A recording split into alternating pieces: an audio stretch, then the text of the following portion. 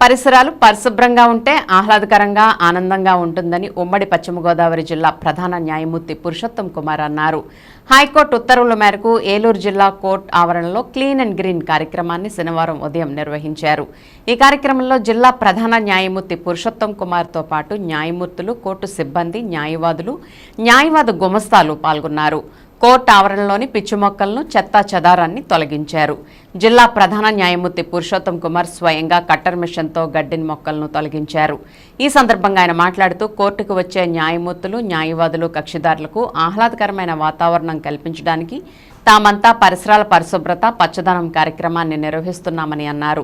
పరిసరాలు పరిశుభ్రంగా ఉంటేనే ఆరోగ్యాన్ని పొందగలమని సూచించారు.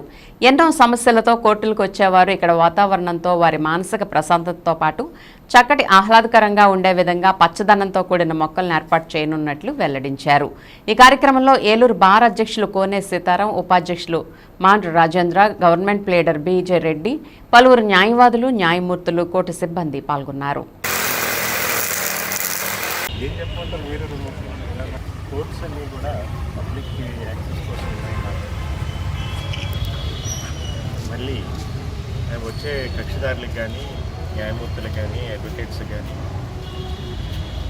క్లీన్గా, నీట్గా ఉంటే ఇంకా ఉత్సాహంతో అందరూ పనిచేస్తారని, ప్లస్ మంచి వాతావరణం ఉంటే ఇక కోర్టుల మీద ఉన్న రెస్పెక్ట్ కూడా శుభ్రంగా అందరూ వర్క్ చేసుకుంటారని హైకోర్టు డైరెక్షన్స్ మీద ఎవ్రీ థర్డ్ సాటర్డే పరిసరాలన్నీ, కోర్టు పరిసరాలన్నీ శుభ్రం చేస్తున్నారు.